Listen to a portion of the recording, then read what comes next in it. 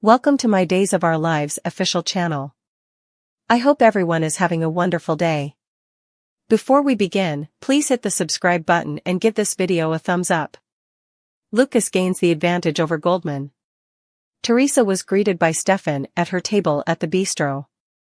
Observing how long it had been since their last encounter, he inquired as to what had motivated her visit to the restaurant. Teresa presided over a celebratory mocktail as she raised a drink and declared, "I have just moved into the Kiriaki's mansion, or domicile, as she referred to it." She boasted regarding the magnitude of her and Alex's residences as well as the quantity of attendants who cared for them. With regard to Stefan's proverbial silver spoon, Teresa remarked angrily. She inquired in jest why he was managing this extremely popular restaurant while glancing around the vacant dining area. Stefan acknowledged that things had been slow, especially since he had lost his manager. When Teresa commented on the appointment of a new manager, a jovial Stefan regarded her with curiosity. Stefan presented Teresa with a carefully composed job advertisement. While expressing approval, Teresa criticized the absence of customization in the job search process. Stefan agreed that socialization was essential and asked Teresa if she happened to know anyone perfect for the job. Teresa suggested Stefan employ Stephanie for public relations. Stefan said he had worked with Stephanie before, but he required someone on site. Stefan questioned Teresa about her involvement with the Brady family restaurant dynasty. Teresa joked that she was a member of the Brady family who frequented the tavern. Stefan affirmed that it was good enough for him and said he believed the job ad had been made exclusively for her. While Teresa was flattered, she demurred that she was in a relationship with Alex. Stefan smirked and finished the thought for Teresa, she didn't need to work because she would shortly be rich. Stefan did question how Teresa would fill her time.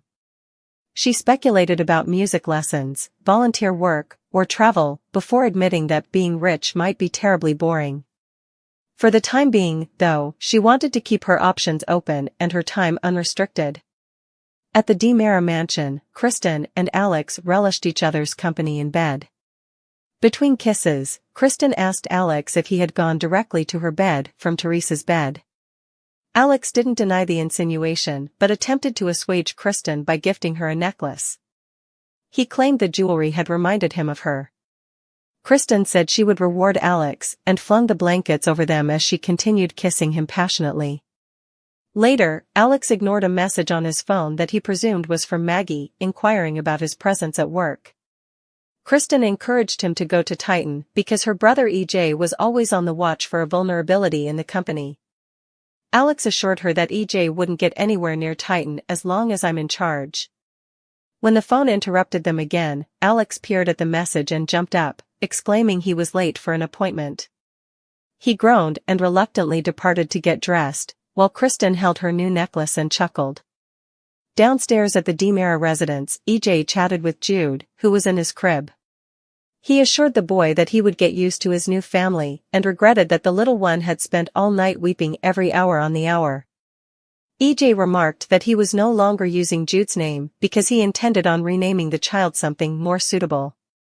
When Kristen and Alex emerged from upstairs, she made a joke about EJ's new fetish after she observed him clutching a toy. Unfazed, EJ asked Kristen if she had time to meet his son. Alex kissed Kristen goodbye, coolly greeted EJ, and departed for his appointment. Kristen approached the crib and remarked that she had thought she heard an infant crying the night before. EJ admitted the boy had experienced a rough night and asked Kristen to settle down because he had a long story to tell her. After EJ filled her in on Jude, a horrified Kristen called Sloane pure evil. EJ claimed Sloane had vanished without a trace, leaving Nicole wanting to throttle her. While Kristen understood the undead baby part after her own experience with Rachel, she had a harder time believing that Sloane hadn't had any assistance. EJ got rattled and insisted that he was only abiding by what he had been told. He assured Kristen that both he and the authorities were on Sloane's trail. Kristen was amused at the idea of the Salem police accomplishing anything useful. She also poked an irritated EJ about losing his magic touch, given his lack of progress in locating Clyde. Kristen concurred that EJ had experienced an eventful week and conveyed happiness for him since he had his son back. She said she was sorry for his loss of the DA position. EJ vowed that Paulina would repent making an enemy of him. Kristen surmised that EJ had designs on Paulina's job, but she was curious as to why EJ believed becoming mayor wouldn't present a conflict of interest with his duties at DiMera. EJ brushed off the concern and confidently asserted that the mayor makes the rules, and I love to make rules. A brief time later, Stefan walked into the mansion.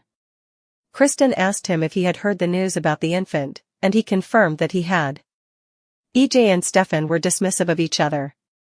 Kristen excused herself and Stefan, as she wanted to discuss something with her sibling.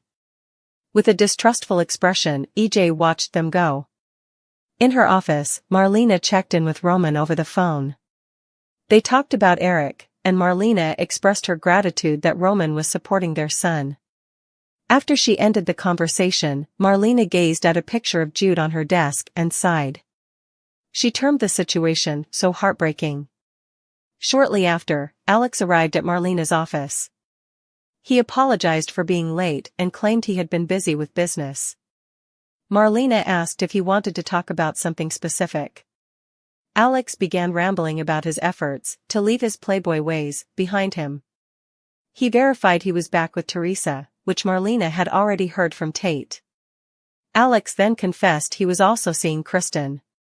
Marlena looked perturbed as Alex continued to speak about preferring seeing both women at the same time because variety is the spice of life. After Marlena's inquiry about how he felt about the situation, Alex confided that he believed Kristen was with him for the physical aspect of their relationship, while Teresa was with him for the money. He complained that women had been throwing themselves at him more than usual since he had received his inheritance. Marlena gave a slightly disapproving look and made a couple of caustic remarks as Alex pressed on with his belief that most women were after money. When Marlena probed Alex about why he had asked Teresa to move in with him, he justified that he was doing her a favor. Marlena suggested that Alex might be leading Teresa on about his level of commitment to her. Alex agreed he should speak with Teresa and clear the air. As Alex prepared to depart, Marlena asked him to say hello to Maggie for her. Alex seized the mention of Maggie's name as an opportunity to rant about Maggie's involvement with Constantine. Marlena admitted she wasn't a fan of the man, and she requested that Alex keep a watch on Maggie. He promised her he would and departed after scheduling an appointment with Marlena for the following week. Following Alex's departure, Marlena called Roman again. They concurred Eric would need his family now more than ever, since Eric had lost his son. Alex encountered Teresa in Horton Town Square. He explained that he wanted to be honest with her and disclosed that he was still seeing Kristen. Alex also let Teresa know that he was not ready for a commitment. Taken aback, Teresa plastered on a smile, claimed she would appreciate not being bound by a commitment, and asked Alex to clarify that they were in an open relationship. He reluctantly agreed but looked nonplussed when Teresa sauntered off. In the Montana hotel room, Ava stirred in bed. She turned over and was startled to discover Lucas asleep beside her. When she raised up, Harris was at the desk and on the laptop. He announced that they had a reprieve on Clyde. Harris confirmed that his ISA contacts had successfully cracked the code in Clyde's book and identified Clyde's main dealers. Harris revealed that 3 of the identified dealers resided nearby, and he was confident one of those dirtbags would lead them to Clyde. Ava balked when Harris suggested she remain behind while he tracked down Clyde. She raged that she had not come all this way to sit on my ass. The two continued to bicker as Lucas roused in the background. Later, after Harris had departed, Lucas complained about Harris dragging him into the middle of nowhere to do nothing. Ava, however, claimed that she had received a message from Harris informing her that Goldman would be at the post office that day. Ava further claimed that Harris wanted her and Lucas to stake out the site. Lucas was skeptical that Harris wanted them to go, but Ava insisted. Later, Ava, who donned a cowboy hat and sunglasses, arrived outside the post office. A less than thrilled Lucas followed behind, clad in his monastic garb. He and Ava argued about Ava's choice of concealment for him.